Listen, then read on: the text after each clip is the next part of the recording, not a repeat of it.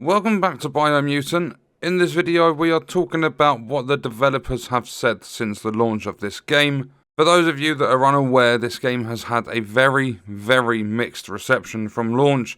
A lot of people saying they love it, a lot of people saying they're on the fence, a lot of people saying they hate it. So it's very mixed at the moment.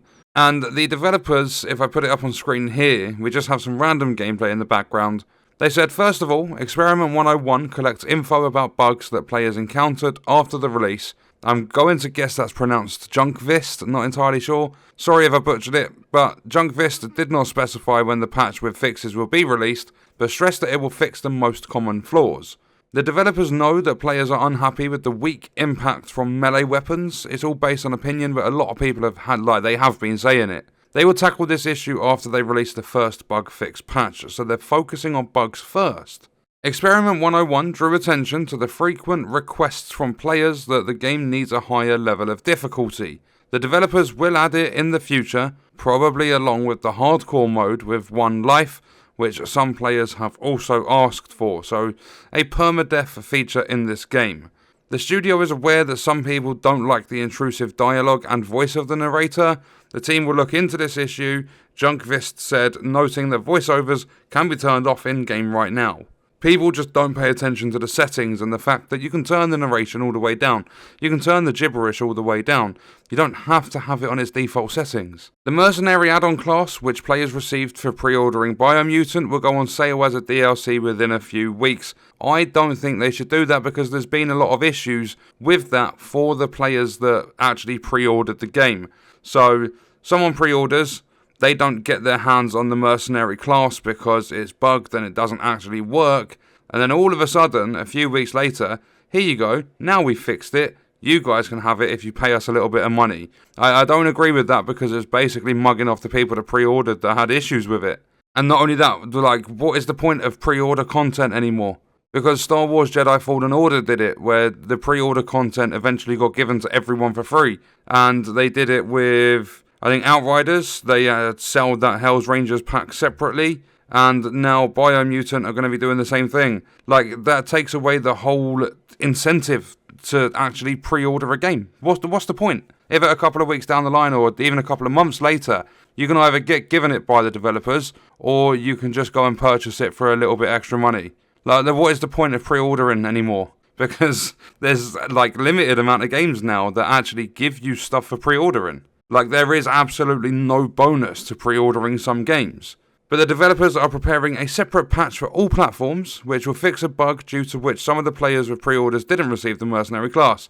They're going to be fixing bugs, they're going to be adding things to this game, and that includes a higher level of difficulty, and then probably a hardcore mode with 1 life, which some players have also asked for.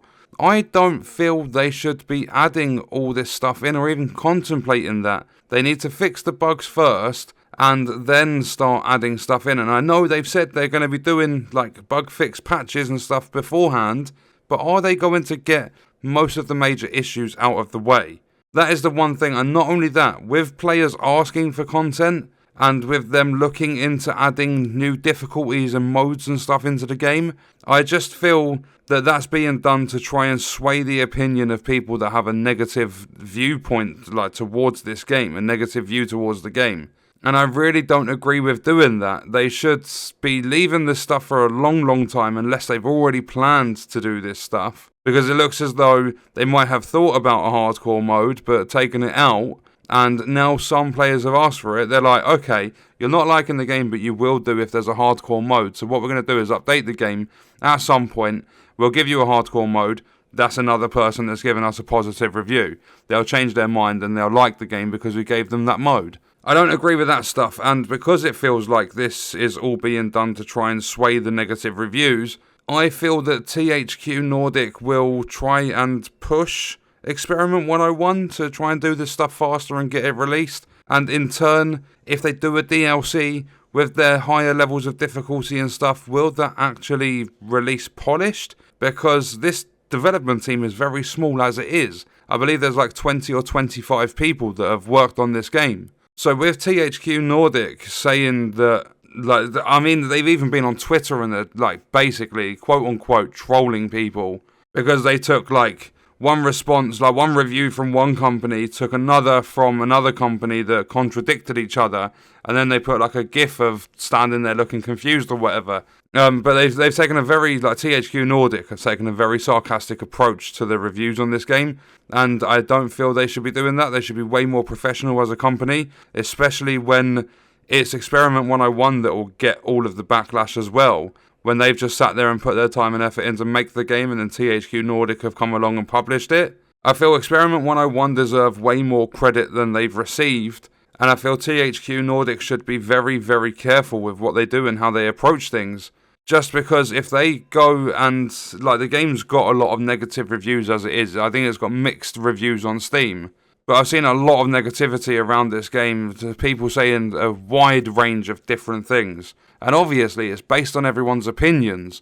So having a review that's going to say something good about the open world and then another review that's going to say something bad, that's because people have different opinions. And I believe a lot of people pointed that out on the thread. But with them trying to release these new levels of difficulty, this hardcore mode, whatever they might have planned, all the bug fixes, I believe they might rush it out to try and sway the opinion of some players. And I think it's going to backfire, and Experiment 101 are going to be in that firing line. I think they did a really good job with the game personally, though. That's my opinion. I think they did really, really good. And it would be nice to see quality of life changes just to make the game even better than it already is. But I feel THQ Nordic are going to apply that pressure, and I just feel that this game's going to go downhill because of it. Although, nothing is set in stone yet, we do have to wait and see. So what we're going to do is wrap the video up. Let me know your thoughts and stuff in the comments, and I will see you in the next one. I hope you guys enjoyed it.